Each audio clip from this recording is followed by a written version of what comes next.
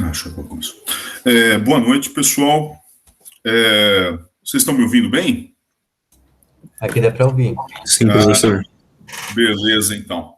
Bom, hoje eu consegui preparar aqui a câmera para me filmar e filmar meu papel ao mesmo tempo, que eu não gosto muito de PowerPoint, eu não sou PowerPoint player, né?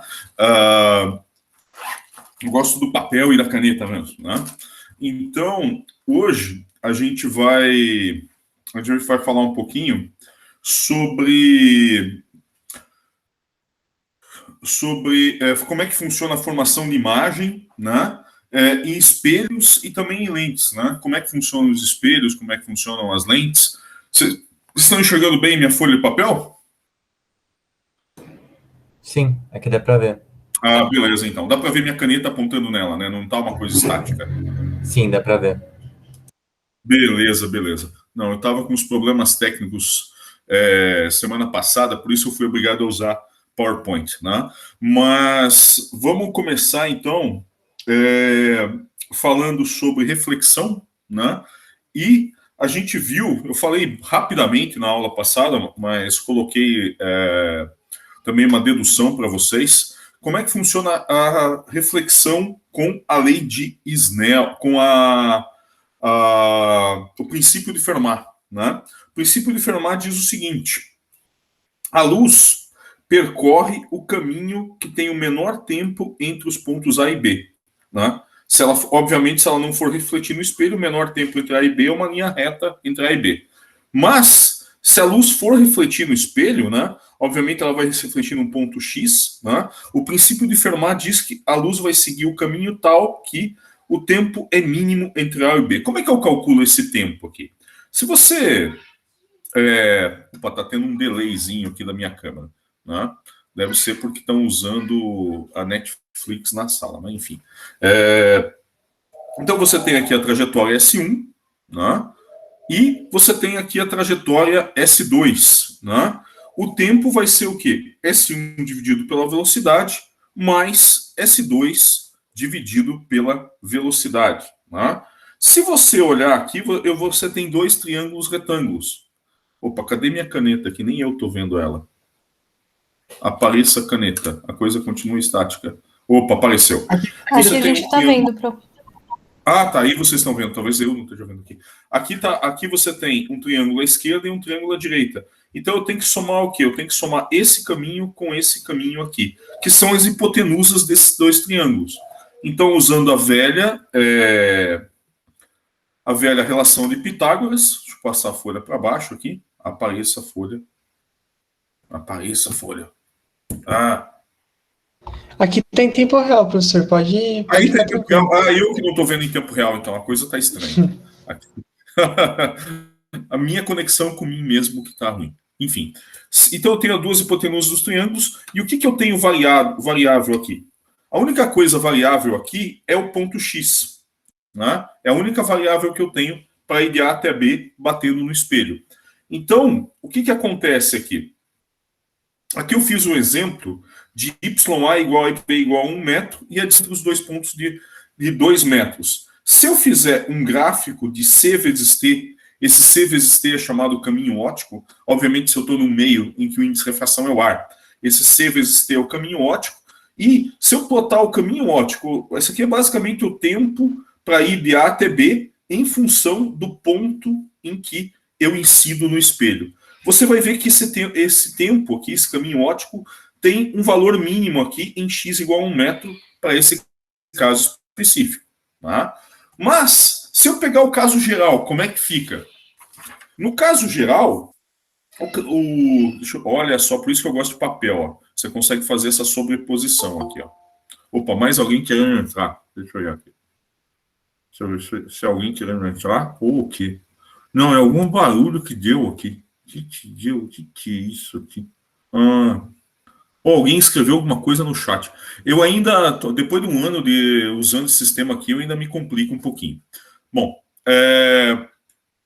vamos lá. Alguém escreveu no chat. Ah, sim. Bom, não é ninguém querendo entrar. Muito bem. Se eu pegar a expressão para esse caminho óptico aqui, esse C vezes T, vai dar esse raiz quadrada de YA mais x ao quadrado, mais YB, mais essa distânciazinha ao quadrado. Isso aqui o que, que é? É D menos x, certo? Isso é D menos x. Para eu encontrar o mínimo dessa função, o que, que eu faço? Eu derivo em relação a quem? Eu derivo em relação a x. Peraí, mais alguma coisa lá. Opa, não, é alguém querendo entrar, eu não estou conseguindo permitir. Caramba. A coisa está meio lenta aqui. Vocês estão vendo essa expressão aqui? Se eu derivar ela, vai aparecer isso aqui, ó. X sobre essa geringonça, menos D menos X sobre essa outra geringonça. Só que se você olhar para a figura lá de novo, tá? Se você olhar para a figura de novo, o que é esse X dividido por YA mais X ao quadrado? Não sei se vocês estão conseguindo enxergar, eu não estou. Tá de boa aqui, professor. Opa, tá em tempo real aí, beleza, beleza. Eu tô conseguindo ver aqui. É só olhar para a tela do celular. Bobo, né? Então, isso aqui, ó, é o cosseno desse ângulo. E esse cara aqui é o cosseno desse outro ângulo, né? Então, a gente chega à conclusão do quê? A gente chega à conclusão que isso aqui ocorre, isso aqui é o tempo mínimo quando o quê? Quando o cosseno do ângulo de incidência é igual ao cosseno do ângulo de reflexão. Ou seja, quando o ângulo de reflexão é igual ao ângulo de incidência. Então, dessa forma... Opa, deixa eu permitir alguém entrar aqui. Acho que foi. Né? Então, dessa forma, com o princípio de Fermat, a gente consegue mostrar que o ângulo de reflexão é igual ao ângulo de incidência. Tá? Bom, isso a gente obtém através do princípio de Fermat. Uma maneira alternativa de você mostrar essa coisa é você usar o princípio de Huygens. Só que é muito mais complicado, né? Dá muito mais trabalho para chegar exatamente na mesma coisa. Né? Então, por isso que eu prefiro usar o princípio de Fermat. Né? Mas, tudo bem, o ângulo de incidência é igual ao ângulo... O ângulo de reflexão é igual ao ângulo de incidência, mas aí você se pergunta, tudo bem, mas como se forma, né, a imagem no espelho? Né? Como se forma uma imagem no espelho? Uma coisa é o ângulo de incidência ser igual ao ângulo de reflexão. Aí vocês vão perguntar, so what? Alguém escreveu uma coisa no chat. Gente, eu tenho que ficar abrindo o chat toda hora aqui, deixa eu dar uma olhada. É melhor vocês falarem, viu? Daí, confesso que tenho preguiça de entender o princípio de Huygens. O Lucas colocou. O princípio de Huygens é o seguinte: aquela história das ondas secundárias. Cada ponto na frente de onda, né? Cada ponto numa frente de onda, ele é a fonte de ondas secundárias. Basicamente é isso. Isso você pode usar para... na ótica geométrica, você pode usar isso para demonstrar a lei de Snell e também demonstrar que o ângulo de reflexão é igual ao ângulo de incidência. Só isso. O princípio de Huygens, a gente vai voltar nele, né? Eu vou entrar em detalhes dele quando a gente estiver falando de interferência. Quando você fala em interferência e difração, o princípio de Huygens é realmente importante. Né? Agora, para você falar de óptica geométrica, ou seja, tem mais gente querendo entrar. Para você, quando você fala de óptica geométrica, você está falando de reflexão e refração. Isso é muito mais fácil usar o princípio de Fermat. Usar o princípio de Huygens é você usar um canhão para matar uma formiga. Né? Então, por isso que eu nem quis entrar nele agora na parte de óptica geométrica. Né? Os livros que a gente indicou, tanto o Moisés no Senswein, quanto o Survey, né? Eles mostram pelo princípio de Huygens, lei de refração e lei de reflexão, né? Ou seja, ângulo de reflexão igual a ângulo de incidência, pelo princípio de Huygens, mas não precisa. Né? É um canhão para matar uma formiga. Tudo bem, Lucas? A gente vai voltar nesse princípio de Huygens. Maravilha, professor. Beleza. Não, é mais fácil você falar do que eu ler o chat. Né? Eu fiquei pensando que existem formas mais simples, né, de fazer do que o princípio de Huygens, mas aí se a gente vai usar ele mais para frente, eu vou prestar mais atenção. Tá certo. Por enquanto, não precisa se incomodar com ele. Quer dizer, aliás, ele não precisa incomodar você. Tá? Bom, se a gente olhar para um espelho plano, vamos olhar agora para um espelho plano. Né? A primeira coisa que vocês têm que pensar é o seguinte: para você ver uma imagem, o objeto tem que estar emitindo luz. Ou ele está emitindo luz, ou ele está espalhando luz para todos os lados. Por isso que você consegue ver o objeto. Por isso que vocês estão me vendo, né? Se eu não tiver luz, né, vocês não veem praticamente nada. Eu estou sendo iluminado pela tela, aí não vale. Né? Não adianta eu apagar a luz daqui. Né? Então, a gente só consegue ver um objeto porque a luz está sendo espalhada nesse objeto. Tá? Se a gente olhar para o espelho plano, vamos pensar num pontinho aqui. Como é que eu consigo enxergar a imagem desse pontinho vermelho, né? O que é um pontinho vermelho na frente do espelho? Ele tá tentando ajudar eu ensinar como é que se forma a imagem, né? Se a gente pensar que saem vários raios de luz desse pontinho vermelho, vocês estão enxergando o pontinho vermelho aqui, gente? Sim, sim. Beleza. Nós vamos imaginar vários raios saindo do pontinho vermelho. Esse raio aqui vem aqui, reflete com o mesmo ângulo. Esse aqui vem cá e reflete para cá. Esse aqui vem para cá e reflete para cá. Deem uma olhada no prolongamento do raio refletido do lado direito do espelho. Você vai ver que esses raios virtuais aqui, ou seja, os prolongamentos dos raios refletidos, se encontram nesse ponto aqui, né? Esse ponto branco aqui, que é a imagem do ponto vermelho. Qual a conclusão que a gente tira disso aqui, né? A conclusão que a gente tira é que a imagem se forma, né, uma imagem virtual, né, essa aqui é uma imagem que a gente chama de virtual, ela não é uma imagem real. A imagem virtual ela se forma no ponto de cruzamento dos raios. No caso aqui, ponto de cruzamento dos raios, do prolongamento dos raios.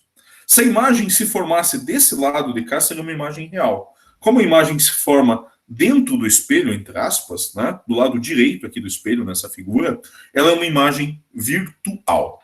Tudo bem, gente? Tranquilo isso aí? Senhor, eu tenho uma dúvida sobre essa questão do espelho que sempre veio comigo. A gente vê a imagem do objeto dentro do espelho, é o jeito que nosso cérebro processa as coisas ou é um fenômeno físico mesmo? É um fenômeno físico mesmo, né? Não é como o nosso cérebro processa. De fato, tem o olho. O que está acontecendo aqui? Estão falando. Tá pedindo para reiniciar o computador. Eu não vou fazer isso não. Me lembro mais tarde. Se mais tarde vai ser daqui a 5 minutos, mas tudo bem. Desculpa, a gente deu uma coisinha, um anúncio. Mas respondendo, Lucas, não é coisa do nosso... Bom, é coisa do nosso cérebro se a gente pensar que no nosso olho ele é uma lente, ele projeta uma imagem num sensor, que é a retina, e o nosso cérebro processa essa imagem. Então, se você for pensar por esse lado, é coisa do nosso cérebro. Mas não, é uma coisa real, né? Mas quando o objeto, a imagem, aliás, quando a imagem ela é formada por esse prolongamento de raios refletidos aqui, pelo cruzamento desses raios refletidos, ela é uma imagem virtual, né? Mas não é coisa da sua cabeça, não. Ela é uma imagem mesmo. É um efeito físico mesmo, tá bom? Professor, Tudo bem?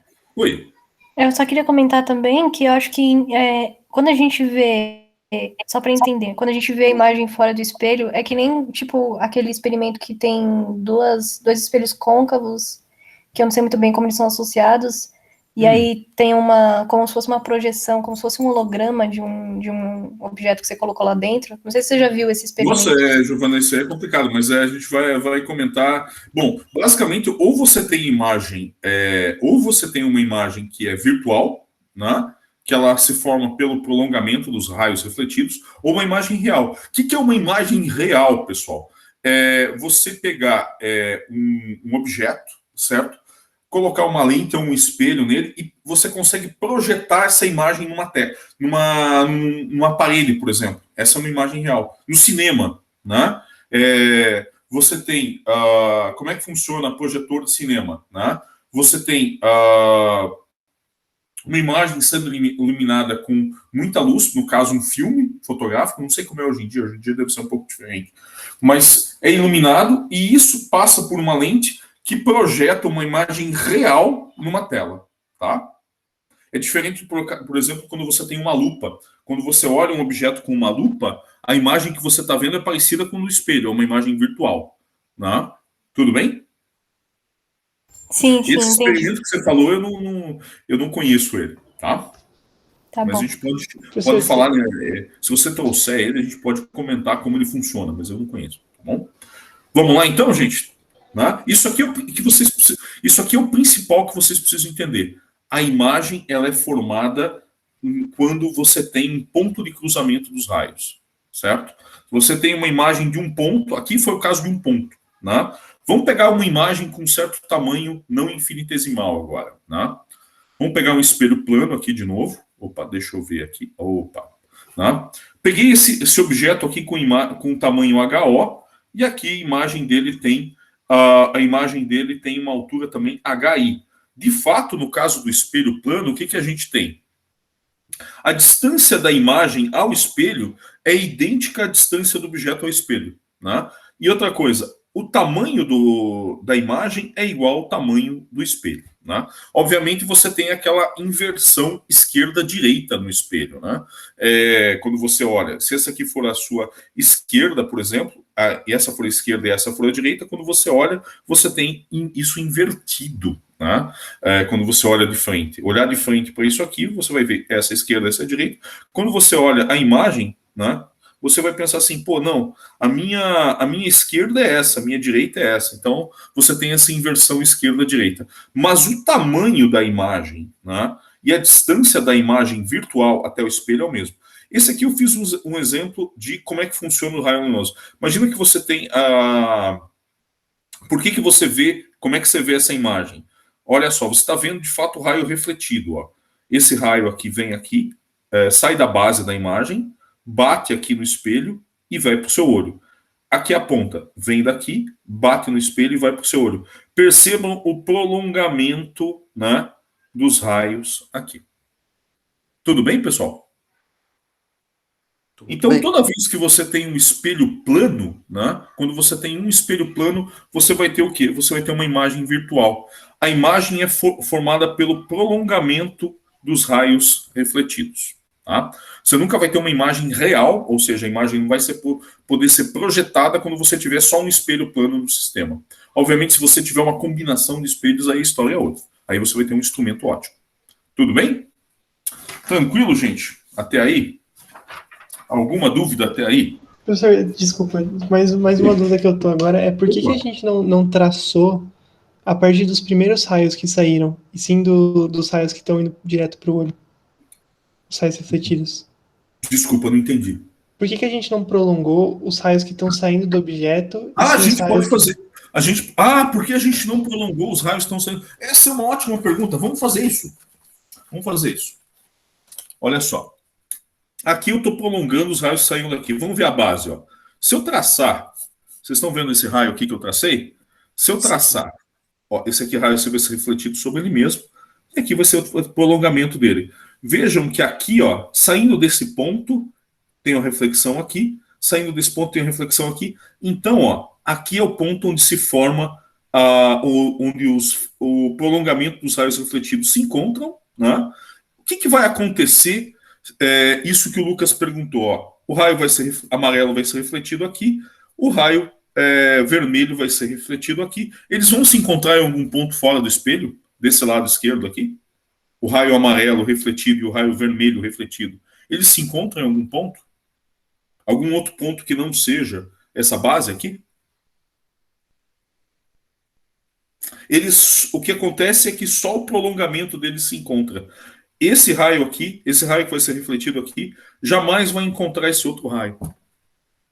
Você entendeu, Lucas? Eu digo esse primeiro raio vermelho que está saindo debaixo do objeto que o senhor desenhou. Certo. O que tem aí? Se você prolongar ele, esse primeiro raio, sem a reflexão, só prolongar ele. Por que a gente prolonga a reflexão e não o raio que está saindo? Por que a gente prolonga a reflexão e não o raio? Porque eu prolongo o raio refletido e não este aqui? Isso. Bom, porque olha só, não faz muito sentido eu prolongar esse aqui, porque o que acontece? Imagina a visão de Newton que a luz é partícula. Olha só, venho aqui e dou uma ricocheteada, uma colisão elástica. Então eu venho para cá. Para eu entender o movimento da partícula, o movimento não está indo para cá. Né? O movimento, para quem está olhando aqui, estaria indo para cá. Você entendeu? É basicamente isso. Tá bom?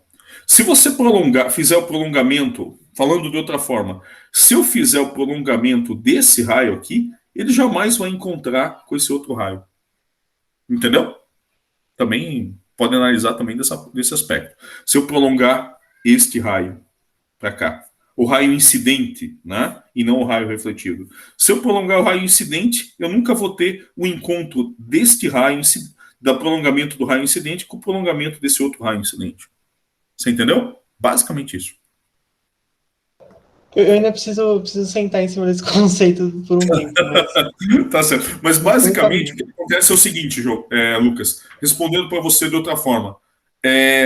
A gente faz assim porque você não tem o encontro do prolongamento do raio incidente, você só tem o encontro do prolongamento do raio refletido. Tá bom? No caso do espelho plano. Tá? Mas não daria para você prolongar os dois, o raio de baixo e o raio de cima? Então, eu tô vendo que tem um ponto que ele se encontraria ali. Não. Vamos fazer isso até. Deixa eu pegar uma folha aqui. Esse raio vermelho de cima também. Vamos lá. Vamos pegar uma folha aqui. Deixa eu pegar uma folha em branco aqui, gente. Tá difícil achar. Vou fazer um outro desenho. Se o senhor quiser, a gente pode fazer isso no final da aula. Para não... Não, vamos fazer agora. É bom é ter pergunta, não. Responder a pergunta na hora que ela surge. Vamos lá. Vamos nessa. Vamos lá. Agora eu não vou desenhar com régua, tá? Então não vai ser tão bonitinho. Então vamos lá. Vamos pegar um único ponto aqui, né? Vou colocar o espelho aqui. Aí vocês vão descobrir que eu desenhei tudo com régua, né? É uma falsidade esse negócio aí. Vamos lá. Então vamos lá. Então, esse raio veio para cá e foi refletido, certo? Aí o prolongamento é o mesmo. A tua questão é o seguinte: tenho esse raio que veio para cá e ele foi refletido aqui. Por que a gente prolonga o raio refletido e não o raio incidente? Onde essa reta aqui vai encontrar essa reta? Só na posição do objeto. Você entendeu? Sim, isso faz bastante sentido para mim. Agora, já o prolongamento deste raio refletido aqui, ó, vai encontrar o prolongamento deste outro raio refletido nesse ponto, que é a posição da imagem. Tranquilo? Perfeito. Deu para entender agora? Mas e um objeto extenso, que nem aquele caso? Se você prolongar os dois raios... Você tem que analisar as coisas ponto a ponto. Esse aqui é a parte de baixo. Esta aqui é a parte de cima. Né? Então aqui eu vou ter uns raios amarelinhos aqui, indo para cá. E como é que eu faço aqui? Aqui para cá e reflete aqui. Né? Nossa, tá difícil ver o amarelo, né? Então vai se encontrar neste ponto aqui. Cada ponto do objeto você faz uma análise. Tá? Beleza. Não adianta, olha só, não adianta esse raio aqui que sai desta parte encontrar o raio que sai desta parte. Não vai formar uma imagem. Por quê? Porque, bom, a onda está completamente fora de fase. Né? O fóton que sai daqui não tem nada a ver com o fóton que sai daqui. Então, aí tá o coração da minha dúvida, eu acho. Essa é a parte da prolongação. Isso é o fóton que está se prolongando? O que está se prolongando? Bom, de fato, a gente está fazendo a visão aqui de ótica geométrica, né? Se você colocar seu olho aqui, o que eu quis demonstrar com essa figura aqui foi o que o seu olho está vendo, né? Seu olho está vendo a parte de baixo do objeto por causa deste raio aqui. E seu olho está vendo a parte de cima do objeto por causa deste raio que sai daqui. Você entendeu? Então, por isso que a gente faz essa visão de prolongamento de raios, para entender o que um olho estaria vendo aqui. Porque o que ele vai ver é o raio refletido. Né? Então, ele vê como se o objeto estivesse nesse ponto. Mas o que você tem aqui é a imagem. Tá? Agora acho que está começando a tomar forma aqui. Né? Muito obrigado, professor. A questão é como esse olho está vendo este objeto. Ele está vendo devido a esse raio. Agora eu entendi a sua dúvida. A gente faz o prolongamento do raio refletido porque é como se a luz... Olha só, saquei tua dúvida. É como se a luz estivesse saindo deste ponto. É como se a luz estivesse saindo deste local e não daqui. Por isso que a gente faz prolongamento do raio refletido. Né? Porque a gente está vendo a reflexão, a gente não está vendo incidência. Isso. A gente quer entender aqui, imagine que eu não tenho um espelho, imagine que a pessoa que está aqui olhando não saiba da existência desse espelho, né? Mas ela vai ver esses raios aqui, né? Ela vai ver os raios refletidos, correto? Né? Ela vai ver os raios refletidos e ela vai ver como se o objeto tivesse nesse ponto. Se ela não souber que isso aqui é um espelho, né, e o espelho for muito bom, ela vai achar que o objeto está aqui. Tá bom? Acho que essa aqui. Agora acho que Você sacou faz como é mais que a gente faz o sentido. prolongamento da reflexão? Sim, porque é a reflexão que a gente está vendo no final, não é a existência. Beleza, então. Beleza. Maravilha, professor. Muito obrigado. Joia, beleza. Não, mas, gente, façam como o Lucas fez. Quer dizer, não como ele fez primeiro, ele escreveu no chat, não falem, daí eu não preciso abrir o chat. Né? Tem que lembrar que os professores de vocês são de outra geração. A gente vê um bidim, bidim, bidim, daí a gente meio que não sabe o que fazer. Agora, se você fala, eu sei o que fazer, é responder. A Giovana passou o link, eu vou dar uma olhadinha nesse link mais tarde, Giovana, senão na aula que vem eu tento explicar para vocês imagem real, virtual, ficou confusa. Eu vou tentar explicar isso aí para vocês na próxima aula, que isso aí eu acho que tem a ver com instrumentos ópticos, tá? Eu gravei esse link aí, daí na próxima aula a gente conversa sobre essa questão que a Giovana colocou. Bom, isso aqui é o que acontece com um espelho plano, né? A imagem tem a mesma altura, né, e a mesma distância do espelho do que o objeto. Tá? Foi ótimo o Lucas ter parado. Façam isso quando vocês não entenderam direito uma coisa, me parem. A pior coisa que vai acontecer é eu falar como foi a Giovana, como eu respondi a Giovana. Essa é uma dúvida muito interessante. Vamos discutir isso na próxima aula. Né? Isso é a pior coisa que vai acontecer. Tá? Então vamos lá. Se eu não souber responder na hora, não souber do que vocês estão falando, a gente tem discussão para a próxima aula. Né? Bom, vamos falar agora de espelho esférico. Né? O que vem a ser um espelho esférico? Né? Se você pegar uma superfície esférica, né, o espelho esférico é nada mais, nada menos do que a superfície refletora externa, no caso do espelho convexo, ou interna, no caso do espelho côncavo, né? Isso que vem a ser um espelho esférico. Agora vamos tentar entender como se comporta essa coisa aqui. Né? Como é que é o comportamento dos raios luminosos num espelho esférico? Né? Bom, para entender o comportamento dos raios luminosos, eu tracei aqui o eixo óptico, né?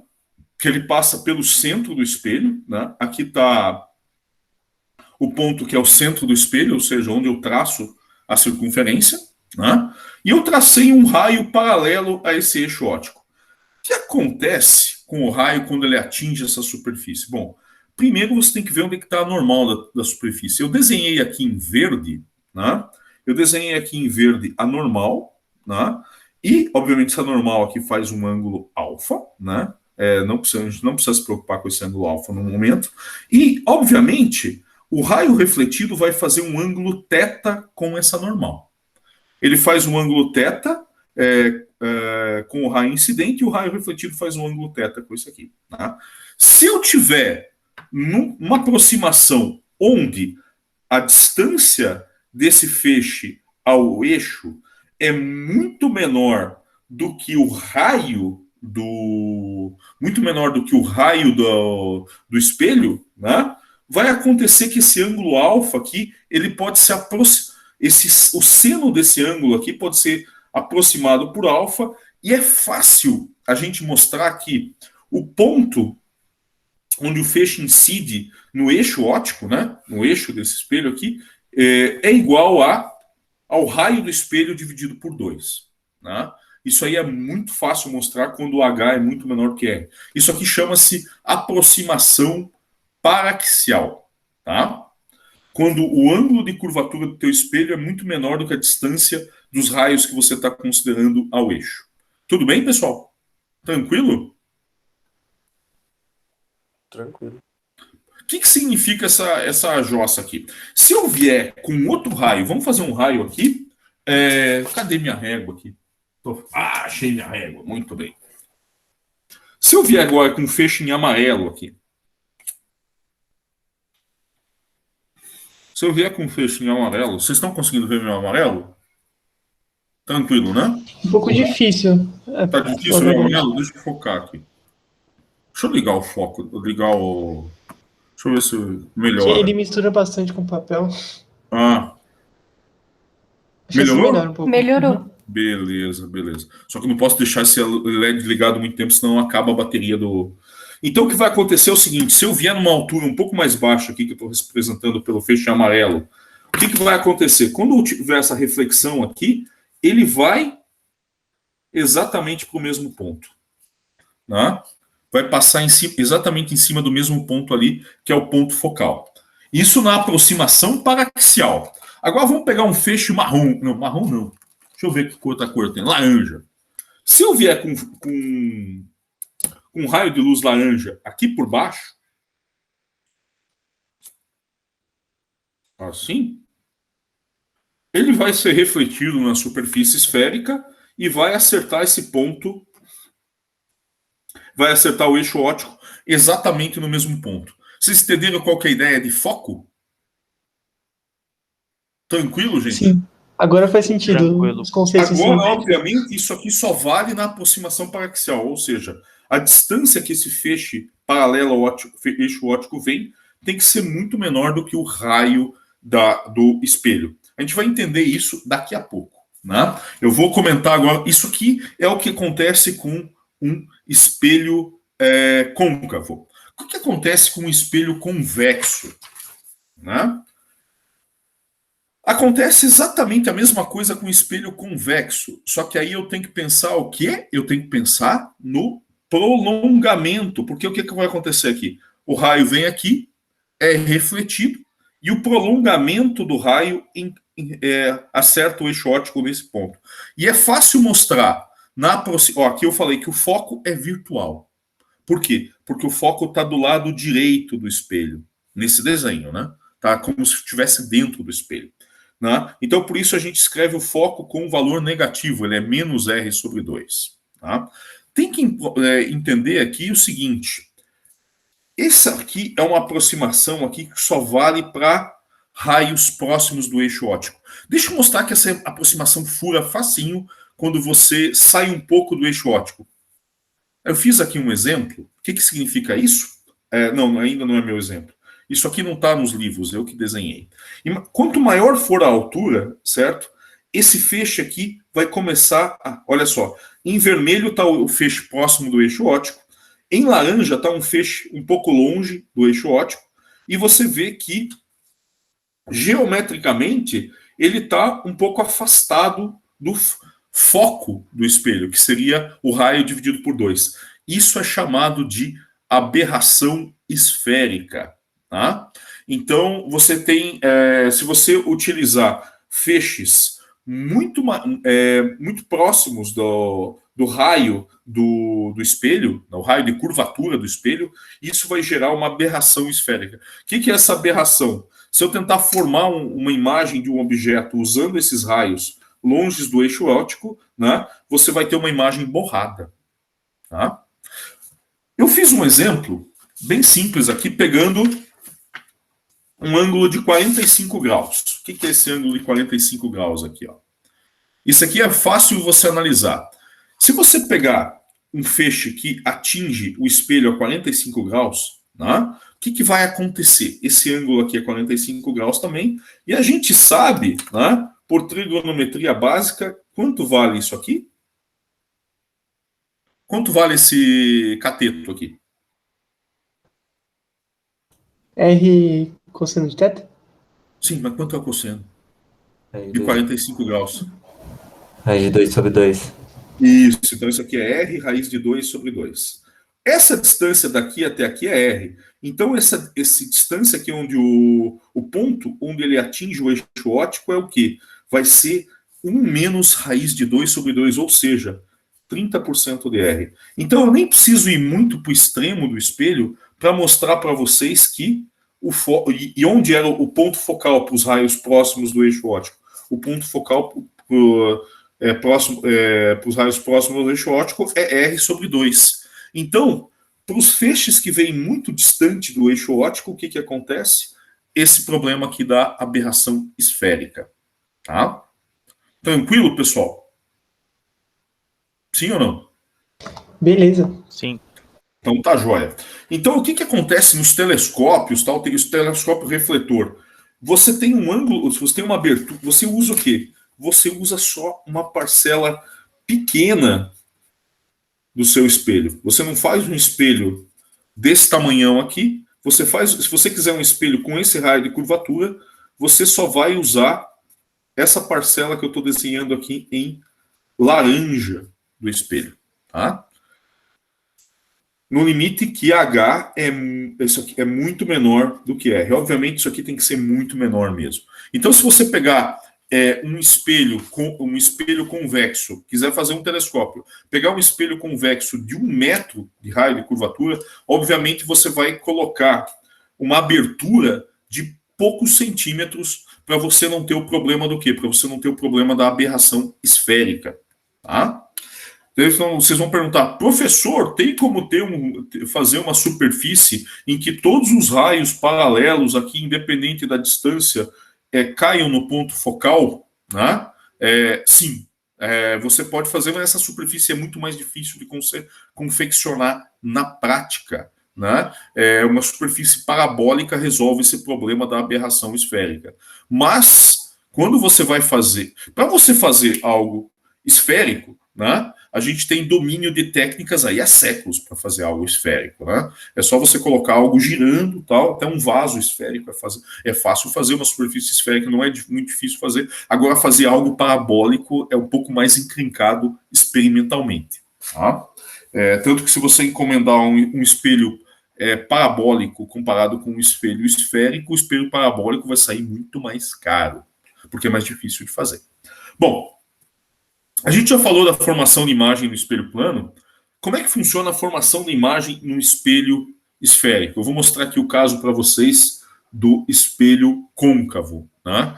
Então eu coloquei aqui a imagem em azul, o objeto em azul, a imagem em verdinho, né? E tracei para vocês como é que ficam os raios. Obviamente, isso aqui eu fugi da aproximação paraxial, esse aqui é só uma ilustração. Obviamente, eu tinha que ter um raio muito maior do que a altura do objeto, mas isso aqui é apenas uma ilustração, né?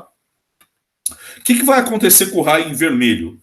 Quando esse raio aqui que vai paralelo com o eixo óptico está aqui, eu não fui muito didático aqui, esqueci de escrever que esse aqui em marrom é o meu eixo óptico.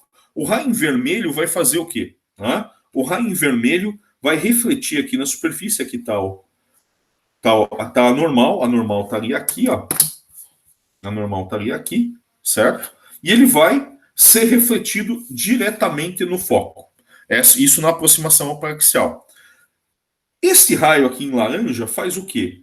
Ele vai ser refletido dessa forma. A imagem se forma aonde? Exatamente no ponto de cruzamento. A imagem aqui desse topo do objeto, ela se forma no ponto de cruzamento dos raios. E todos os raios que partem daqui vão chegar exatamente nesse ponto. Eu demonstrei isso com esse feixe aqui em amarelo, que está fraquinho. Quando o feixe passa pelo foco, o que acontece? Ocorre o inverso com esse feixe aqui. Quando ele é refletido aqui pela superfície, ele volta paralelo ao eixo óptico. E qual é a relação entre a imagem, o tamanho da imagem, e o tamanho do objeto, e também a distância do objeto e a distância da imagem, né? Esqueci de colocar aqui para vocês que esse aqui é o S, e esse aqui, não, tá aqui, ó, esse aqui é o S', né? Como é que eu consigo encontrar a relação entre os tamanhos e as posições? Pura geometria. Percebam o seguinte. Eu já escaneei isso aqui, eu posso rabiscar, né? Veja esse triângulo aqui, ó. Ele não é semelhante a este triângulo aqui? Sim ou não? Sim, é semelhante. A gente, de vez em quando, fala em alguma coisa, senão eu acho que estou falando sozinho, tá? Bom, qual é a tangente... Opa! Qual é a tangente desse cara aqui? Não é Y sobre S? Sim ou não? Se eu olhar para esse triangulão aqui. Sim. E aqui, a tangente desse outro triângulo aqui não é y' sobre S', então a gente chega à seguinte conclusão, ó. Sim. Y sobre S, esse triangulão aqui, é igual a y' sobre S'. Vejam que a base dele é S'. Pura semelhança de triângulo, tá? Bom, isso aqui me dá uma razão, dá a relação entre a altura do objeto e a posição e a altura da imagem e a posição da imagem. Tá? Vejam nesse exemplo aqui, essa imagem aqui é real ou virtual? Real? É uma imagem real. São os próprios raios que estão se cruzando, não é o prolongamento deles. Agora, o Lucas vai perguntar, caramba, mas eu não vou fazer mais o prolongamento da reflexão. Você pode fazer o prolongamento da reflexão, mas o prolongamento da reflexão, nesse caso aqui, não vai formar imagem. Tá? Vou mostrar para você. Né? Vou fazer o prolongamento da reflexão aqui. Ó. Prolongamento dessa reflexão, prolongamento dessa reflexão, prolongamento dessa reflexão. Certo? Esses prolongamentos se encontram em algum lugar? Do lado direito do espelho? No infinito. Nem no infinito se encontram, eles estão se afastando. Né? Esse negócio de se encontrar no infinito é coisa de teórico. Né? Isso aqui não se encontra no infinito nunca. Né? Eles se encontram nesse ponto aqui. Ou seja, o prolongamento não se encontra. O que se encontra são os próprios feixes. Né? Bom, o que mais eu posso analisar dessa figura aqui? Olhem o seguinte. Esse triângulo aqui... Você tem mais um triângulo aqui, ó. Olha para esse triângulo aqui agora. Você tem esse triângulo aqui, certo? Grandão. E você tem esse triângulo aqui, pequenininho, certo? Se eu fizer uma semelhança desse triângulo aqui com esse triângulo maior aqui, deixa eu fazer em verde. Tá? Se eu analisar agora esse triangulão e esse triangulinho, né? Você vai descobrir o seguinte, né? Bom, vamos fazer aqui, né? Não é difícil. Essa distância aqui, lembrar que a aproximação paraxial, essa distância aqui é o foco, é S'. Isso aqui é S', né? Então aqui eu tenho S'. E aqui vai ser S' menos F. Então eu tenho S' dividido por, Y mais Y' dividido por S' é igual a F menos S', essa distância aqui, dividido pelo Y', ou o contrário, Y' dividido por isso. Bom, é pura semelhança de triângulo. Cadê o... Ah, achei a folha. Mostrando as continhas para vocês aqui, ó. Quando eu faço semelhança de triângulo... Putz, o amarelo tá difícil de ver, né? Vamos desligar esse LED aqui e ver se melhora a coisa. Eita, lembrar de não escrever mais em amarelo. Desativar LED. Acho que vai agora desativar. Ele demora uma meia hora para desligar o LED. Então vai. Bom, se eu analisar esses dois triângulos, né? Esse aqui é aquele que eu já falei para vocês. Se eu analisar aquele segundo triângulo, vai acontecer isso aqui, ó. Eu vou encontrar a relação entre a posição do objeto, ou seja, S, e a imagem S'. Né? Então, isso aqui é velho conhecido de vocês do ensino médio. 1 sobre F, 1 sobre a distância focal, é igual a... desligou o LED, meia hora depois que eu mandei. Né? Que sistema rápido.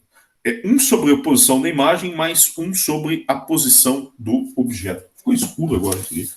Vou acender isso aqui. Vamos ver se isso melhora ou piora. Isso piora. Né? Então, e a magnificação, o que é? A diferença entre o tamanho da imagem e o tamanho do objeto. Né? Isso aqui a gente pode chamar de magnificação transversal ou ampliação transversal. Isso aqui é menos S' sobre S. Por que menos aí? Vejam que a imagem aqui, nesse caso do espelho convexo, está invertida. Tá? Quais são os casos especiais? Quais são os casos especiais que você pode imaginar? Tá? Você pode pensar aqui num objeto no centro do espelho.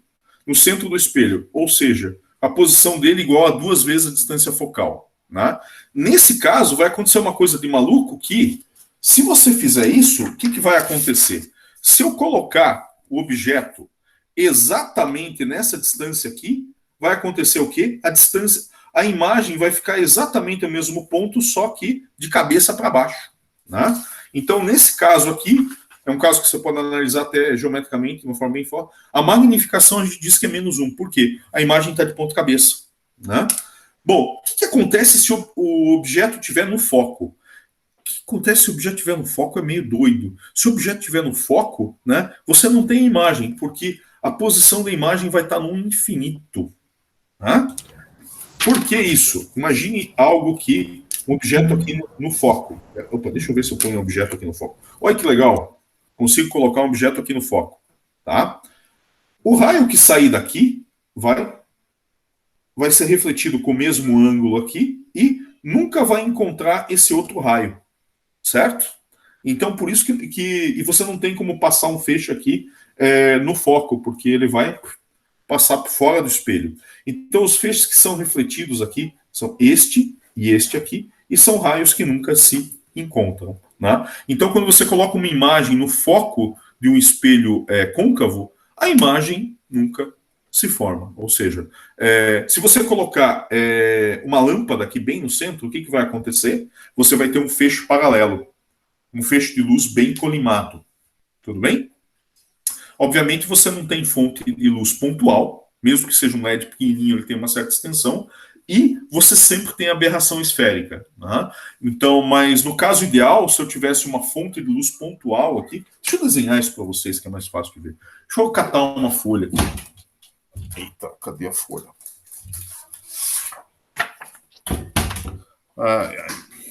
Eu fiz como professor do MIT num curso de ótica aí. Na primeira aula ele veio todo bem arrumado, com uma camisa social e tal, e na segunda aula eu já estava usando camisa de super-herói, é o que eu estou fazendo hoje. Então vamos lá. Deixa eu fazer um exemplo aqui. Tá aqui, minha tampa, que serve. Olha só, agora vocês vão entender por que eu sempre desenho bem feito. Eu tenho meu molde aqui do espelho. Né? Então, se eu tiver aqui um espelho esférico, o foco vai estar aqui aproximadamente. Então, se eu tiver uma fonte de luz aqui exatamente no ponto focal, né? Deixa eu desenhar o eixo óptico aqui. O eixo óptico eu sempre desenho em marrom. Vocês estão vendo minha folha? Sim, professor. Está bem circular mesmo. De vez em... Não, é fantástico. Eu sei fazer um círculo perfeito, né? Eu estou usando tampa de creme hidratante. Tá? Quem quiser repetir o experimento. Né? Então, aqui eu tenho o eixo óptico. Aqui eu tenho o eixo óptico. Se eu colocar uma fonte de luz exatamente aqui no foco, fazer uma fonte de luz verde, tá? O que vai acontecer? Todo raio que sai daqui, em tese, vai sair paralelo ao eixo óptico aqui. Né?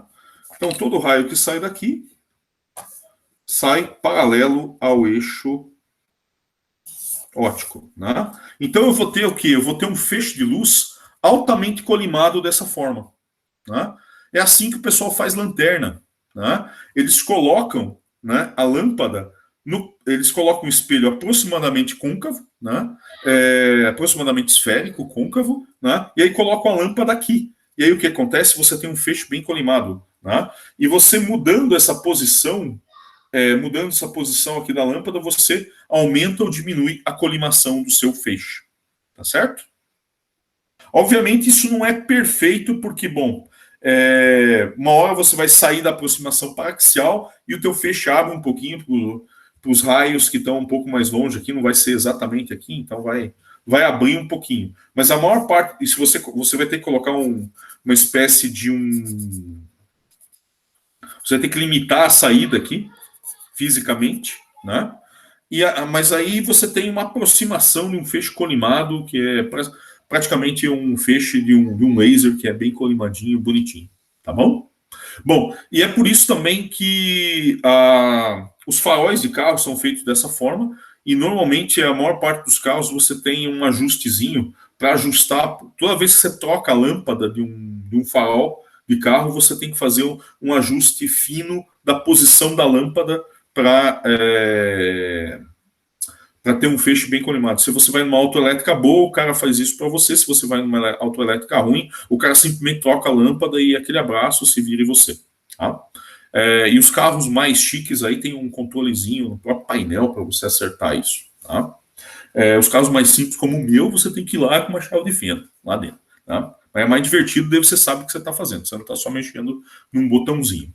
Tudo bem, pessoal? Tranquilo? Posso ir para frente? Pode. Maravilha. De vez em quando, Professor. fala alguma coisa, senão eu acho que eu estou falando com a parede, tá? Deixa eu ver que página que eu estou 7, então a próxima tem que ser a 8. Bom, eu estava falando aqui dos casos especiais, né? Falei do objeto no centro do espelho, né? Onde a imagem é invertida, objeto no foco, né? Não forma nenhuma imagem, e um objeto muito próximo. O que que acontece? E eu já rabisquei, caramba, eu já rabisquei tudo meu desenho aqui, ó. Já rabisquei tudo meu desenho. Mas o que que acontece se eu colocar o objeto aqui a uma distância menor do que o foco? Vai acontecer uma coisa de maluco. Percebam que quanto mais próximo eu tiver com o objeto daqui, eu vou ter uma situação semelhante ao do espelho plano. Quando a posição do objeto é menor do que o ponto focal, eu vou ter o quê? O S' é menor que zero. Se você olhar na equação, cadê a equação? Ah, tá aqui a equação. Ó. O que vai acontecer se o S for menor que o F? Olha só, se o S for menor que o F, olha o que vai acontecer com essa equação aqui. O S sendo menor do que o F, para essa equação ser sempre válida, vamos, por exemplo, F sobre 2 aqui. Né? F sobre 2, quando eu passar para o outro lado aqui, vai dar o quê? Vai dar um valor negativo. Né? Então, quando o S é menor do que o F, esse S', para satisfazer essa equação aqui, o S' vai ser menor que zero. O que significa S' menor que zero? Significa que é uma imagem virtual. Né? Significa que é uma imagem virtual. Mas acontece uma outra coisa também. Como eu tenho que obedecer esta relação aqui, eu não vou ter uma imagem invertida, porque o S' é negativo, então o Y' vai ser o quê? Vai ser positivo. Né? Significa o quê? A imagem não vai ter invertida, ela vai estar direita. Né? E vai acontecer uma coisa engraçada, dependendo de onde eu colocar, eu vou ter uma amplificação da imagem. Então, vocês já devem ter visto que alguns espelhos, quando você vai em ótica, ou você vai fazer uma maquiagem, alguma coisa assim, ou você vai comprar um óculos de sol, você tem aquele espelho côncavo, com raio de curvatura bem amplo. Então, normalmente, você está mais próximo do que o ponto focal. Então, aquilo te dá uma ampliação. Tá? Os gordinhos, como eu, não gostam desses espelhos, que a gente parece maior do que de fato é. Tá? A gente gosta de espelho convexo, não de espelho côncavo. Né? Então, quando você se aproxima do espelho côncavo para mais próximo do ponto focal, ou seja, a distância do objeto menor do que o foco, você tem uma imagem virtual e ampliada. Tá? Que para quem tem uma alta atração gravitacional, isso não é muito legal. Né? Enfim. Qual que é a aproximação de espelho plano? Vejam o que é um espelho plano. De fato, um espelho plano é um espelho que você tem o raio infinito. Né? Então, o foco está no infinito, no espelho plano. Se eu colocar nessa expressão aqui o foco no infinito, o que vai acontecer? Você vê rapidamente que a posição da imagem é igual a... Opa, vocês não estão vendo a equação? Caramba. Né? Isso. Olha só. Faça isso com PDF. Ó. Faça isso com PDF. Quero ver. Ó. Olha só. Então, o que acontece no espelho plano? No espelho plano, o foco vai para infinito, ou seja, isso aqui vai para zero. A gente mostra rapidamente que você tem uma imagem virtual na mesma distância do espelho do que o objeto, só que negativo, obviamente está dentro do objeto. E amplificação é 1, ou seja, magnificação é 1, ou seja, imagem do mesmo tamanho que o objeto. Tranquilo, pessoal? Sobre o espelho côncavo? Maravilha. Beleza, então. Então vamos falar agora, vamos mudar de lado. A gente está falando do espelho côncavo, vamos ver o que acontece com o outro lado, ou seja, com o espelho convexo. Qual que é a única diferença de um espelho convexo para um espelho côncavo? O foco é negativo. Se você fizer aquela análise de triângulos, você vai ver que vale essa mesma expressão aqui, 1 sobre F é igual a 1 sobre S', onde aqui é a posição da imagem, mais 1 sobre S, onde S é a posição do objeto. Né? Como F é negativo, e S é positivo, a única forma de você satisfazer essa expressão aqui é que S' vai ser sempre negativo. Que raio significa isso? Significa que num espelho convexo, a imagem é sempre virtual. Independentemente de onde eu colocar o objeto, eu sempre vou ter uma imagem virtual. Da mesma forma que no espelho plano. Eu só tenho uma imagem real quando eu tenho espelho côncavo. Por quê? Porque o espelho côncavo consegue concentrar raios de luz. O espelho convexo, o que ele faz aqui? Ó? Se eu pegar esse ponto aqui, ó, ele vai espalhar, ele vai abrir os raios de luz. Né? Os raios de luz não se encontram. Né? Se eu pegar vários feixes aqui saindo desse ponto aqui, independentemente de onde tiver o objeto, os raios refletidos, né, nunca vão se encontrar deste lado do espelho. Vão se encontrar só dentro do espelho. Ou seja, só o prolongamento dos raios refletidos. Você só vê imagem virtual no caso do espelho convexo. Tranquilo, pessoal? Tranquilo. Beleza, então. E da mesma, como a imagem vai ser, o S' vai ser sempre negativo, né? A imagem vai ser sempre direita, nunca vai ser de cabeça para baixo, né? Ela nunca vai ser negativa, a imagem. E vai ser sempre virtual, né? Nunca vai ter uma imagem real com espelho. E vejam, o que eu estou falando aqui é quando eu tenho um único espelho convexo. Se eu colocar um sistema onde eu tenho um monte de espelho, aí é outra história. Cada sistema óptico tem que ser analisado em separado. Tudo bem, gente? Então tá bom. Vamos falar um pouquinho agora. Deixa eu ver onde é que está a continuação da minha folha aqui. Ah, tá aqui. Vamos falar um pouquinho agora de refração, né? Eu não tenho aquele branquinho para apagar quando eu erro, então eu faço umas coisas meio malucas e coloco papel em cima, né? Eu falei para vocês na aula passada como é que funciona refração via princípio de Fermat. O que o princípio de Fermat diz? Vou só falar um pouquinho coisa que a gente já falou na aula passada aqui, só para reforçar. A luz vai percorrer o caminho entre A e B no menor tempo possível. Né? Vejam que nesse desenho aqui, o A está uma altura YA, o ponto B uma posição YB no eixo Y, e eles estão separados a uma distância D. Isso aqui é tudo fixo. A única coisa que varia aqui, nessa análise, é o ponto X, que é o ponto onde o raio que sai de A intercepta a interface entre os dois meios. Vamos analisar isso aqui, então. Obviamente, o tempo aqui vai ser essa distância dividido pela velocidade no meio 1, né? Mais essa outra distância aqui, posso chamar aqui, não escrevi ali, mas tudo bem, só escrevi os ângulos, esta distância desse ponto até o B, ou seja, S2 dividido por V2. Né? Como é que eu escrevo velocidade em meios lineares? A velocidade da luz em qualquer meio vai ser C dividido por N. Onde C é a velocidade da luz no vácuo e N é o índice de refração do meio. Tá? Quanto maior for o índice de refração, menor é a velocidade da luz naquele meio. Tudo bem? Tranquilo, gente? Isso aí vocês viram já na escolinha. Em algum lugar entre o primário e o FABC vocês viram isso. Tá? Bom, então esse aqui é o caminho.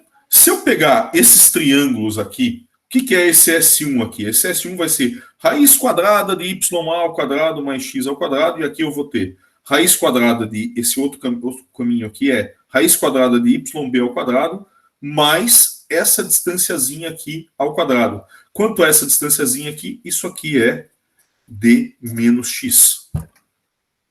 Tudo bem? Tranquilo, pessoal? Se eu fizer as contas, o que vai acontecer? O tempo para ir de A até B, eu posso escrever desse jeitão aqui. Vou jogar aqui o C para o outro lado, então eu tenho esse CT aqui, velocidade da luz do vácuo vezes o tempo. Isso aqui vai ser essa coisa mais essa outra coisa aqui, certo? Percebam que aqui eu estou multiplicando pelo índice de refração no meio 1, e aqui eu estou multiplicando pelo índice de refração no meio 2. Eu posso minimizar o tempo, mas posso também minimizar essa quantidade aqui. Isso aqui é denominado de caminho óptico. Essa coisa aqui tem o nome de caminho óptico. Né? Por isso que eu gosto de papel, porque no PDF eu não consigo fazer isso aqui. Né? E no PowerPoint também não. Né? Então parece uma coisa mais real para mim, que eu consigo pegar a caneta. Tá? Então, para eu encontrar o ponto de mínimo, o que eu faço? No ponto de mínimo, a taxa de variação é zero, ou seja, a derivada é zero. E eu vou derivar isso aqui em relação ao quê? A única variável que eu tenho, que é o meu x. Se eu fizer isso, fazendo essa derivada, vai aparecer um negativo aqui por causa de CD menos x, e eu tenho isso aqui. Agora, se eu olhar, se eu pegar isso aqui, olha só, vou fazer uma mágica aqui, ó. Olha, isso só dá para fazer em papel, hein? Ó. O que é x dividido pela essa raiz quadrada aqui? O que é isso aqui, ó? É o seno de θ1? É o seno de θ1. O que é d menos x, ou seja, essa distância aqui, d menos x? Opa, olha só, isso aqui jamais daria para fazer um PDF. Ó. Deixa eu arrumar. Eita. Ó. O que é esse d menos x aqui dividido pela essa raiz quadrada aqui? Isso aí é o seno de θ2. Exatamente, isso aqui é isso aqui dividido por isso aqui, que é o seno de θ2. Ou seja, eu tenho, cadê a minha outra folha? Eu tenho aqui a lei de Snell. Tudo bem? Obviamente tem um negativo aqui, ó. N seno θ1 menos N seno θ2, no mínimo essa derivada tem que ser zero, então, para isso ser zero, obviamente, um termo tem que ser igual ao outro. N1 seno θ1 igual a N2 seno θ2, que é a lei de Snell. Tá? Tranquilo, gente? Nossa, muito bonita essa redução. Beleza, então. Eu tinha colocado o PDF lá na aula passada, mas esse aqui eu quis fazer um detalhamento, é importante vocês entenderem isso aí. Agora eu vou falar para vocês o seguinte. Imagine que eu tenho... Aqui eu tenho... Esqueci de escrever aqui. Imagine que aqui eu tenho ar. No ar, o N do ar é aproximadamente 1. Né? Qualquer 1,00000, alguma coisa. Depende da temperatura, depende da pressão, né? Depende de algumas coisas aí, mas varia muito pouco. O índice de refração do ar é aproximadamente 1. E dos outros materiais sólidos, líquidos, é sempre maior do que 1. Por que é sempre maior do que 1? Porque índice de refração é a relação entre a velocidade no meio com a velocidade da luz no vácuo. Né? E a velocidade no meio, independente de qual seja o meio, sempre vai ser menor do que a velocidade da luz no vácuo. Tá? Se eu olhar aqui, imagine que eu tenho um objeto aqui, coloquei numa cor ruim aqui. Aqui eu tenho um objeto. Olha os raios que saem desse objeto aqui. Esse raio aqui que vem para cá, ele vai sair aqui sem... Eita, estou fazendo desenho ruim. Ó. Ele vai sair aqui direto, né?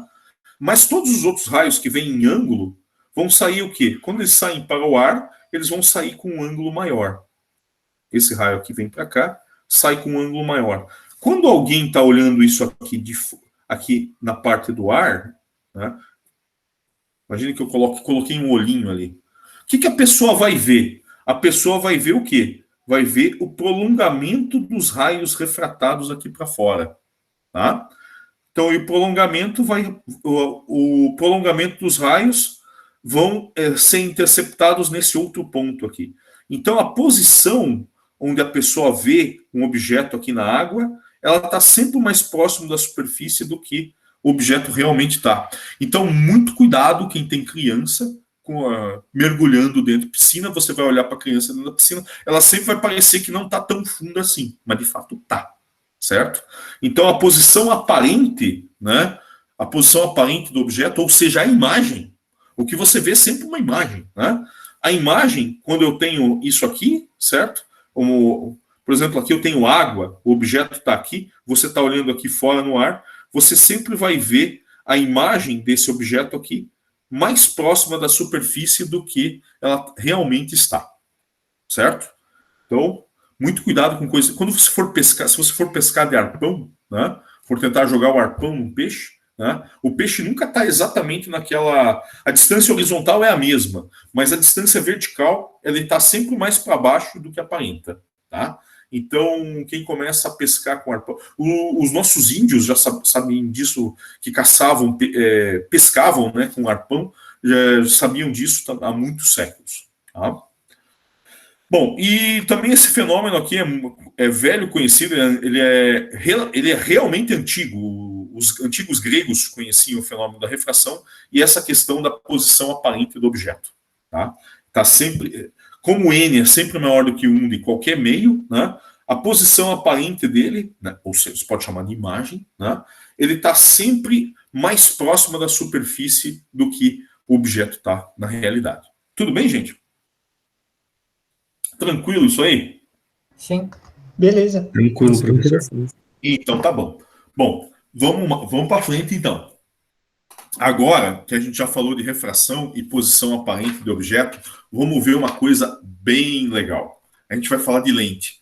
Mas antes de falar de lente, a gente tem que ver como é que se comporta uma superfície refratora esférica. Então imagine que eu tenho aqui um meio de índice de refração. Aqui eu estou considerando o ar com índice de refração, aqui eu estou considerando o ar, tá? Eu estou considerando o índice de refração do ar sempre para facilitar a nossa análise, para não ter que ficar pensando em dois meios com índice de refração diferentes. Não, aqui eu tenho ar, aqui eu tenho, sei lá, vidro, tá? Por exemplo. O que vai acontecer nessa interface aqui? O que importa é o ângulo com a normal. Então, se eu desenhei uma superfície esférica aqui partindo desse ponto central aqui, né, eu vou ter o quê? Eu vou ter um ângulo θ. Aqui, o ângulo que a normal faz com a horizontal também é θ, por construção. Só que o ângulo que o feixe entra aqui dentro vai acontecer o quê? Aqui vai acontecer uma refração. Então, ao invés do feixe fazer isto aqui, como o índice de refração é maior do que 1, o que vai acontecer? Eu vou ter um ângulo θ', certo? Esse θ' aqui ficou feio, né? Deixa eu ver se eu melhoro isso aqui. Então, não, tem que escrever de roxo. Então, esse aqui é o ângulo θ'. Tá? Como n é sempre maior que 1, obviamente esse θ' aqui ele vai ser menor do que o próprio θ. Tudo bem? Uhum. Bom, o que eu estou falando disso aí? Eu quero saber onde é o ponto que este feixe vai interceptar o eixo óptico. Certo? Onde é o ponto que intercepta o eixo óptico? Bom, se eu lembrar da lei de Snell, eu vou ter o quê? Eu vou ter que o seno de θ vai ser igual a n vezes seno de θ'. Né? Mas eu quero saber qual é esse ponto. Aí o que eu faço? Trigonometria do jardim da infância. Quer dizer, não sei se é jardim de infância. Algum lugar entre o jardim de infância e o FABC vocês aprenderam trigonometria. Né? Não sei exatamente onde. Né? Então vamos olhar na trigonometria dessa coisa aqui. Né? Eu redesenhei isso aqui. Ó. Eu redesenhei isso. Aqui um amarelo, desculpem um amarelo. Deixa eu aumentar a luz aqui. Deixa eu ativar o LED. Daqui a 5 minutos o LED do celular vai acender. Tá? Então, como eu tenho R... Opa, foi rápido. Ó. Então, aqui, esse lado aqui ó, é R seno θ. Na aproximação paraxial, eu posso desprezar esse espaçozinho aqui. Tá? Então, o meu foco vai ser o quê? Bom, e também por uma análise de triângulo, se você olhar para esse triângulo, esse ângulozinho aqui eu chamei de alfa. O ângulo em amarelo é alfa, tá difícil de ver, mas no PDF vocês vão ver melhor. Esse aqui é o θ' e esse aqui é o ângulo θ. Então eu tenho dois triângulos aqui. É fácil mostrar que gama mais alfa mais θ' é π sobre 2. E aí eu mostro rapidamente como esse alfa é π sobre 2 menos θ, que está em amarelo, nem eu estou enxergando essa coisa aqui, né? Aqui alfa é igual a π sobre 2 menos θ, né? Pela análise deste triângulo aqui, né? A gente vê que esse gama, esse raio, o ângulo que o feixe faz com o eixo óptico, o eixo horizontal aqui é θ menos θ'A. Tá? Agora a gente vai, mesma coisa que no espelho esférico, a gente vai fazer a aproximação que esse H aqui é muito menor do que o Rzão, certo? O que significa isso? Significa que a gente chama de aproximação paraxial. A gente só está analisando os feixes, os raios que estão próximos do eixo óptico, tá? Então, se eu fizer essa aproximação aqui e olhar para esse triângulo, opa, a tangente desse gama aqui vai ser o quê? Vai ser R seno de θ dividido por F, aproximadamente dividido por F, né? O F teria mais esse pedacinho aqui, né? E isso aqui como o ângulo é muito pequeno, a tangente de um ângulo muito pequeno é aproximadamente o ângulo muito pequeno. Então eu posso fazer esta aproximação aqui, ó. R vezes seno θ dividido por F, ou seja, esta tangente aqui, ó, esse cara dividido por esse, é aproximadamente o ângulo, que é θ menos θ'. Tudo bem? Bom, continuando com essas contas, como o ângulo é pequeno, eu posso aproximar o seno de θ por θ também, né? Então, olha só, para ângulo pequeno, como é que fica essa expressão aqui, ó? Eu tenho que R sobre F, eu tenho R sobre F θ, bom, os θs vão se cancelar. Para ângulo pequeno, todos os raios vão se comportar da mesma forma, né? E todos os raios vão convergir para esse ponto aqui, que é o R vezes 1 menos 1 sobre N. Obviamente, elevado a menos 1. Né? Eu só manipulei essa expressão e escrevi dessa forma. Né? Olha só que interessante. Né? Qual é o caso especial que a gente tem aqui? Imagine que eu não tivesse essa super... Olha só, lembrando aqui do que a gente estava falando.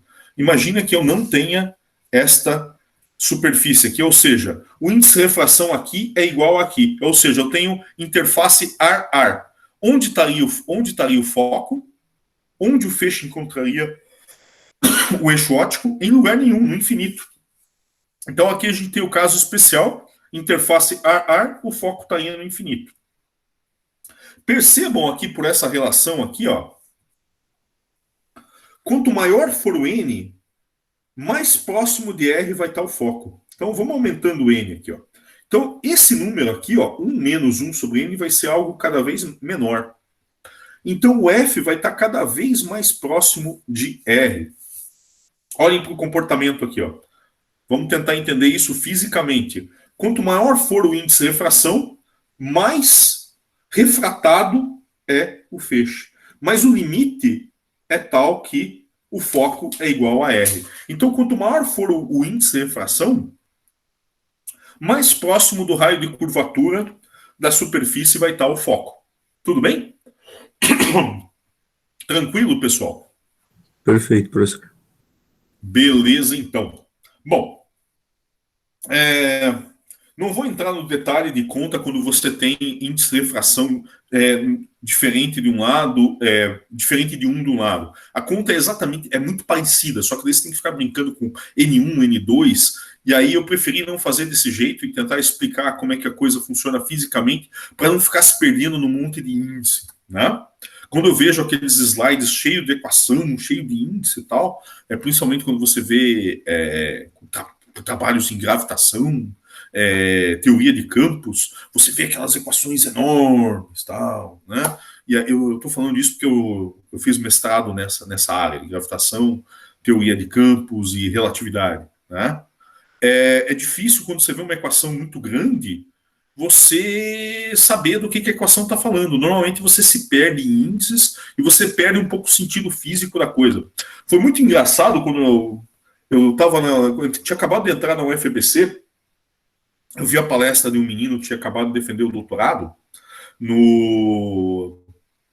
Ele defendeu no IFT e foi dar uma palestra para a gente, né? Que ele ia fazer pós-doc na UFBC e queria dar uma palestra sobre o que ele estava fazendo e tal. E ele mostrou umas equações gigantes e um efeito que ele tinha proposto. Só que quem trabalha com relatividade geral usa um sistema de unidades maluco em que H cortado igual a C igual a 1. Né? Você olha para as equações, as equações têm uma dimensão estranha, né? Mas isso dizem eles que facilitam as contas. Mas aí eu perguntei para o menino, esse efeito que você você calculou é muito interessante, né? Mas me diga uma coisa, eu estou perdido nesse sistema de unidades que eu costumo dizer que H cortado igual a C, igual a π, igual a 1, né? Eu brinco que eles até fazem π igual a 1, né, para facilitar as contas. Eu preciso de um acelerador de partícula para observar esse efeito, ou eu posso observar com uma pilha? E o menino não soube responder, porque daí, num sistema de unidades estranho, não conseguia voltar para o mundo real. Né? Então, quando você tem equações muito grandes, é fácil você se perder no meio das equações e perder o significado físico das coisas. Isso eu não gosto de fazer. Tá? Obviamente, quando você está fazendo contas, você tem que usar muitos símbolos, muitas letras, mas é sempre importante você entender o significado físico da coisa que você está calculando. Né? Bom, isso que eu mostrei para vocês não é exatamente uma lente. Né? O que ele é? Eu estou supondo aqui que você tem uma superfície refratora esférica, né? E essa coisa se prolonga para lá. Né? Então esse ponto que a gente vai encontrar aqui é o ponto onde os raios de luz que vêm paralelo, eles vão interceptar esse ponto. Isso na aproximação paraxial a gente calculou. Né? Obviamente que se você tiver feixes da ordem do raio de curvatura da superfície, você vai ter uma mesma aberração esférica que você tem em espelho convexo. Né? Convexo e côncavo. Tá? Espelho esférico. Bom, como é que eu formo uma lente?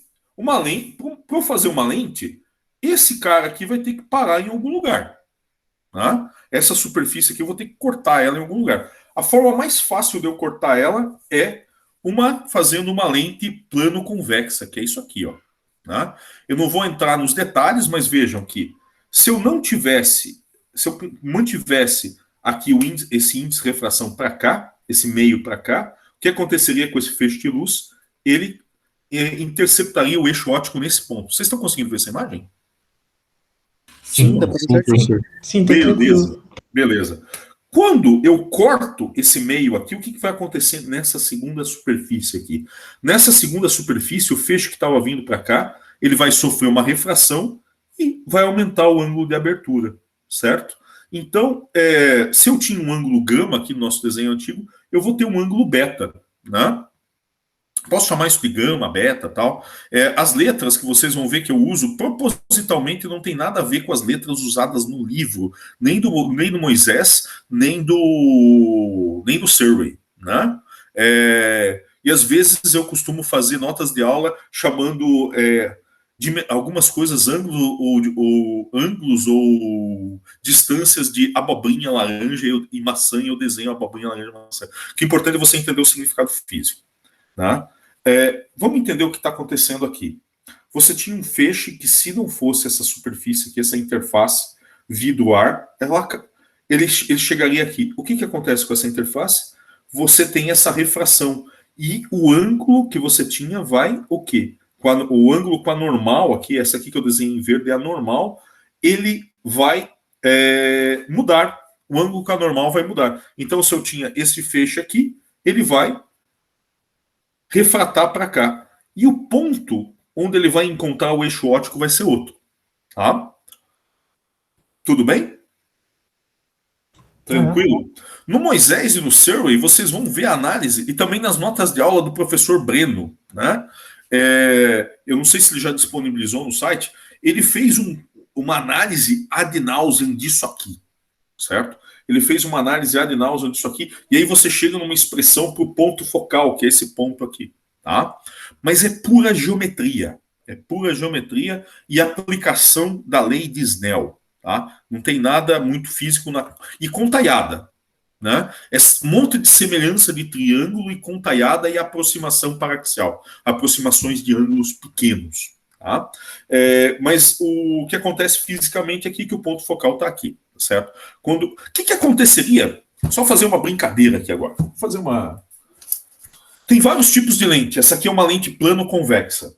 Vamos fazer uma brincadeira aqui. Deixa eu pegar. Estão vendo minha folha, né? Vamos fazer uma brincadeira agora da seguinte lente. Cadê aqui? Imagina que eu tenha. A superfície aqui. Pode ser esse azul aqui mesmo. Deixa eu pegar o azul clarinho para fingir que é vidro. Né? A tampa do meu creme hidratante. né? Que eu preciso devolver para minha mulher. Né? Mas olha só, tenho aqui uma superfície, então tenho o meio aqui. Imagine que eu tenho o mesmo raio de curvatura aqui. Ó. Imagine que um fabricante de lentes muito esperto fez isso aqui, ó, fez essa gambiarra aqui. Ó. Aqui eu tenho uma superfície convexa com. Então aqui eu tenho uma superfície convexa e aqui eu tenho uma superfície côncava. Certo? Agora vamos traçar o raio de luz, que é o que interessa para a gente. Tá? E aqui tá, deixa eu ver, o raio da primeira superfície está aqui, então tá bom. Tá? Olha só o que acontece aqui. Ó. Vamos desenhar essa coisa. Venho para cá. Deixa eu desenhar o eixo óptico aqui em marrom. Aqui está meu eixo óptico. Tá? Vou desenhar um raio de luz aqui. Ó. O que acontece com esse raio de luz? Vocês estão conseguindo ver ao vivo aí? A coisa para mim está meio parada.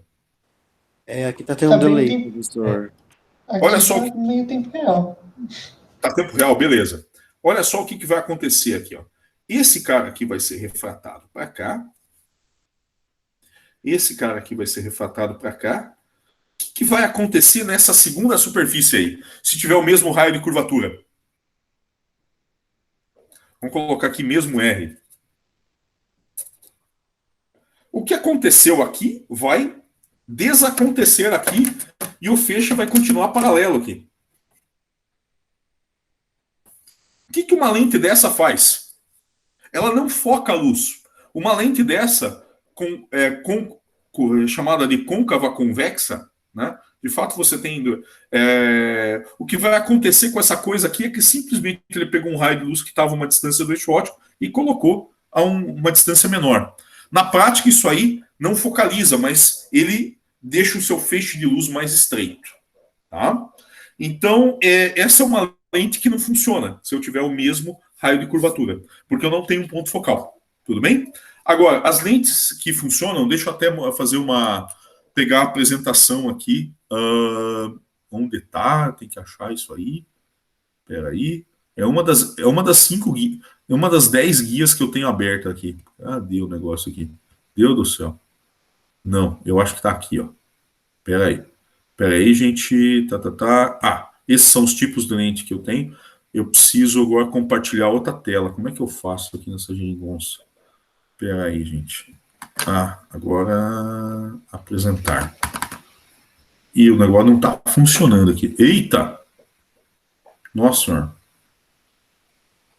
Uma versão mais nova foi instalada e enviada. Ai, Deus do céu, como é que eu apresento isso aqui? Espera aí, gente, que eu tô me batendo com um negócio aqui. Beleza. Espera aí que eu já mostro para vocês. Deixa eu dispensar isso aqui. Espera aí. Tá carregando. Espera aí, eu já vou compartilhar uma outra guia aqui com vocês para explicar as lentes aqui. Apareça coisa. Eita! Não quero compartilhar isso com ninguém. Ai, Deus. O que eu quero fazer é concluído, tá? O que eu quero é apresentar isso lá. Pronto. Pronto. Compartilhar essa guia. Vamos ver se vai aparecer para vocês aí. Tá carregando. Vocês estão vendo aí? Sim, tá. Então, dependendo das superfícies aqui, você tem lentes que são convergentes, certo? O que significa isso? Você vem com feixe de luz e você vai ter um ponto focal real, né? Um ponto focal real, ou seja, se você tiver uma imagem de um lado, você vai um objeto de um lado, você vai ter uma imagem real do outro lado. Então você tem lentes convergentes, que são essas que eu falei para você, que é plano convexa. Você tem a biconvexa, e aquilo que eu chamei para você de convexo côncavo, de fato o nome é menisco. Mas vejam que o raio de curvatura de uma superfície é diferente do raio de curvatura da outra. Essas lentes, elas são lentes convergentes. Essas outras lentes aqui, ó, se eu tiver o raio de curvatura desse lado de cá menor do que o raio de curvatura de cá, o que vai acontecer? De fato, na primeira superfície os raios convergem, mas nas duas segundas superfícies os raios divergem mais do que convergem. Então essa aqui é uma lente divergente. Essa aqui é claramente uma lente divergente. O raio vem aqui e passa sem mudança e chega nessa segunda superfície aqui e ele sofre uma refração para cá. E aqui, nas duas superfícies, ocorre a abertura do raio. Então, essas aqui são lentes divergentes. Eu quero mostrar uma outra coisa aqui para vocês. De fato, essa está no Moodle. Eita, a apresentação. Deixa eu compartilhar. Eu parei de compartilhar tudo. Eu não acredito nisso. Deixa eu voltar aqui. Onde é que vocês estão? Gente, de vez em quando falem alguma coisa para não achar que travou, tá? Tá bom. Beleza. Deixa eu compartilhar uma outra guia aqui. Agora, o resuminho que eu coloquei lá no curso de ótica. Vamos lá, do Moodle. Vamos lá. Onde é que está aqui? Aqui, ó. Vocês estão vendo a minha tela do Moodle? Sim. Estamos sim. Agora Bom, sim. eu não vou fazer aqui para vocês que a análise é exatamente igual a de um espelho côncavo, mas você consegue mostrar. Deixa eu aumentar um pouquinho essa. Vou aumentar aqui. Agora sim. Agora vocês estão vendo maior. Essa expressão aqui, 1 sobre F igual a 1 sobre a posição do objeto, mais 1 sobre a posição da imagem, e magnificação igual a menos posição da imagem sobre o objeto, isso aqui vale tanto para espelho côncavo convexo, quanto para lente convergente e divergente. Né? Vejam que toda vez que eu tenho encontro de raio luminoso real, não, você tem uma imagem real. Quando eu tenho encontro do prolongamento do raio luminoso, eu tenho uma imagem virtual. Tá? As ideias são exatamente as mesmas. Esse aqui é o caso de uma lente convergente, onde eu tenho duas. Esse aqui, nesse caso aqui, é uma lente biconvexa, né? É uma lente convergente, né? O objeto e a imagem são positivos, mas vejam que a imagem está desse lado. Mas por que a gente diz que a posição da imagem é negativa? Aqui é raio de luz real, não é prolongamento de raio. Né? Então, nesse exemplo aqui, eu tenho uma imagem real. Posso ter imagem virtual com lente convergente? Posso. Se o objeto estiver mais próximo do ponto focal aqui, tiver aquém do ponto focal aqui. Se o objeto estiver nessa posição, eu vou ter uma imagem virtual. Né? Nesse caso aqui é o que você tem com projetores. Né? Você projeta uma imagem, né, real. E normalmente ela é invertida. Né? Não sempre ela é invertida, claro. Esse é o exemplo de uma lente convergente. Eu coloquei esse resuminho aqui lá no Moodle. Tá? E esse aqui é o exemplo do que acontece com uma lente divergente. Vejam que no caso de uma lente divergente, você não tem. O que acontece? Vejam esse feixe em roxo que sai daqui, o feixe 1. Ele vem para cá, ele não se encontra com o feixe em laranja e não se encontra com o feixe em verde que passa pelo centro da lente. Né? O feixe em laranja, ele está inicialmente indo em direção ao foco, ponto focal, né, da lente, mas daí quando ele chega aqui, ele vira paralelo. Vejam que os feixes nunca se encontram. Eles só se encontram na posição do objeto. Ou seja, você não tem formação de imagem com os feixes reais. O que você vai ter? Alguém que está olhando aqui, imagine que eu coloque um olho aqui. Vocês estão vendo meu mouse? Sim ou não? Tô vendo sim. professor. Dá pra ver Você sim. fica na dúvida. Deixa eu aumentar, deixa eu ampliar essa coisa. E não amplia mais? Só consegui ampliar o outro? Que doideira. Essa aqui eu não consigo ampliar? E a coisa está ficando pior. E tá diminuindo o tamanho da imagem. Eita, mudou. Olha só, eu devia ter obedecido aquela regra que está funcionando no Mesh. Tá? Vamos diminuir o tamanho. Diminuindo o tamanho, eu estou aumentando a imagem. Que louco. Percebam o seguinte, alguém que está aqui, o que vai observar? Ela vai observar o encontro desses raios luminosos. Onde esses raios luminosos se encontram? Os raios não se encontram, mas o que se encontra é o prolongamento deles. Veja que o prolongamento do verde, que estaria para cá, prolongamento dos raios refratados. Então, eles vão se encontrar aqui. Então, quando eu olho para um objeto com uma lente divergente, o que eu vou ver é um objeto, é uma imagem menor do que o próprio objeto. Quem é míope, deixa eu achar vocês aqui. Onde é que vocês estão? Quem é míope como eu, e quando coloca óculos, o que acontece? A gente consegue enxergar melhor os objetos. Só que a gente observa os objetos menores do que eles realmente são. E quanto mais míope é uma pessoa, mais forte é a lente, ou seja, menor é a distância focal, né? E uma lente divergente, então menor a gente vê. É por isso que quando você olha para um míope, ele está sempre com o olho pequenininho, né? Que se você olhar para o olho da pessoa que é míope, ele tem uma lente divergente na frente do olho dela, e você está vendo um olho pequeno, mas de fato o olho da pessoa é maior do que aqui, né? Quem tem miopia, faça esse experimento aí, né? Na próxima aula, a gente vai falar sobre instrumentos ópticos, inclusive o olho, né? Vai falar de olho, vai falar disso aqui. Opa, cadê o negócio?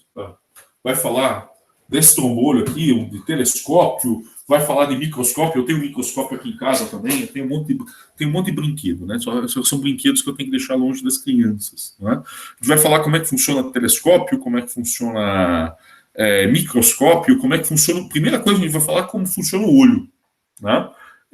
Lupa e outros instrumentos ópticos que a gente tem, câmera fotográfica e outros instrumentos ópticos que a gente tem, tá? E também a gente vai falar de uma coisa que facilita muito a análise de instrumentos ópticos, que é matriz de transferência ABCD, né? Porque esse negócio de você ficar fazendo desenhinho para tentar entender como funciona um instrumento óptico, funciona para lente, funciona para espelho, tal, funciona para qualquer instrumento óptico. Mas se você ficar analisar tudo que é instrumento óptico por traçado de raio e geometria, você começa a ficar louco. Então, o que a matriz ABCD faz? Ela pega um elemento óptico, por exemplo, uma lente, um espelho, e ela te diz o que acontece com a distância do objeto, a distância do raio ao eixo óptico, e o que acontece com o ângulo do raio, né? É uma matriz que diz qual é a transformação que o elemento óptico faz com o raio, tá? E aí você tem vários elementos ópticos, inclusive espaço livre, né? E espelhos, lentes, e aí você tem a combinação dessas matrizes e que te dá o resultado final, tá? Então, isso facilita muito a análise de instrumentos ópticos. Eu, projetando cavidades lasers, no meu doutorado eu desenvolvi alguns lasers, né? Se eu projetasse uma cavidade óptica, a gente chama de cavidade óptica, que a gente coloca um meio ativo lá dentro, e para tentar entender o que acontece com a luz, se eu fosse analisar por traçado de raios, eu ia ficar louco. A gente fazia essa análise via matriz ABCD, para também analisar a estabilidade de cavidades lasers, cavidades ópticas em geral. A gente vai ver como fazer isso na próxima aula. Gente, alguma dúvida? Não. Tranquilo. Não? Então Professor, tá bom. Oi.